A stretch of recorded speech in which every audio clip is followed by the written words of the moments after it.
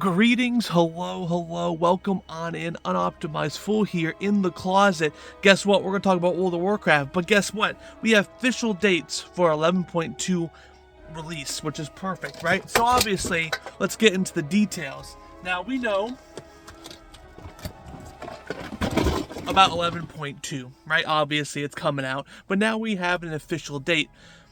August 5th is the release of the content. Now, obviously, we're going to have to wait an extra week to August 12th, so that's a week, by the way, to get Season 3. Now, what's coming in these two things, right? Let's talk about, right? Obviously, we saw the announcements on X, but I want to talk about them here in the closet. Also, there's a different change they're doing with Season 3. But let's talk about August 5th. So obviously 11.2 comes out August 5th, right? We get the new zone, right? We got the Ghosts of Koresh. We get the homeworld of the Ethereals Koresh. It's been destroyed by the Void Lord Dimensius, which we'll be fighting inside the new raid. And we'll be getting a new storyline, obviously talking about getting some more lore details about the Ethereals, diving more into the Void. So as you guys know, Midnight is going to be all about the Void. And they actually did put out some promotions here just a couple days ago.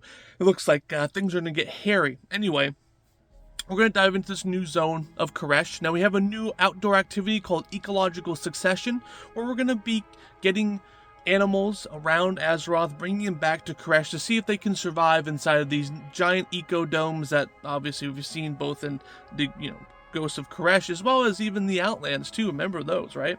Way back. We're also getting the new legendary, and what's not legendary, I guess it's an artifact, right? It's called the Reshi Wraps. It's gonna be a new cloak, right? And again, there will be no other cloaks dropping inside of 11.2 in Season 3, other than cosmetic cloaks, of course. But this is gonna be your main cloak. You're gonna be upgrading it per week, and you can also do phase diving, which will allow you to do extra world quests, kill extra rares, and kind of just give you an alternate perspective of Koresh, right?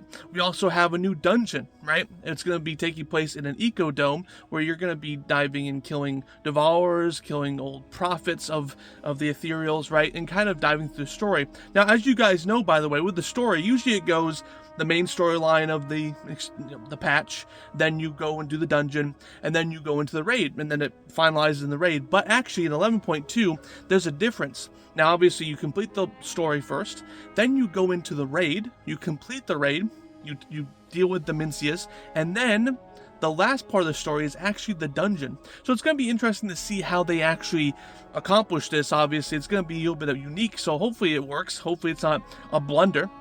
And the last thing we have to talk about that comes out August 5th is a new delve. Now this delve is not going to be on Koresh. It's actually going to be in the Azure Vault inside of Dragonflight. So this is going to be the first time we saw a delve in previous content that delves were not a thing in. So it'll be pretty interesting to see if this can open a door to have delves in the old world like Azeroth, Eastern Kingdoms, Kalimdor. It would be pretty cool to see that type of stuff. But that's all that's coming, obviously, on August 5th. And then on August 12th, we have the release of Season 3. We get all the new mythics, right? We've talked about the mythics here, too. And also the new raid, right? And obviously, in previous seasons, the first week, we see normal and heroic be launched. And then the week after that, we see mythic launch, which then starts the whole mythic race, the world's first. But this season is different.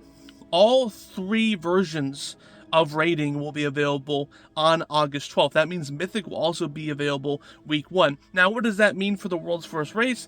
They can get into Mythic still a bit earlier if they want to. Obviously, you'll still see a bunch of splits as well as some Mythic runs. So I don't see any big changes to the world's first race, but you might see some Mythic kills the first week, which is actually a new thing.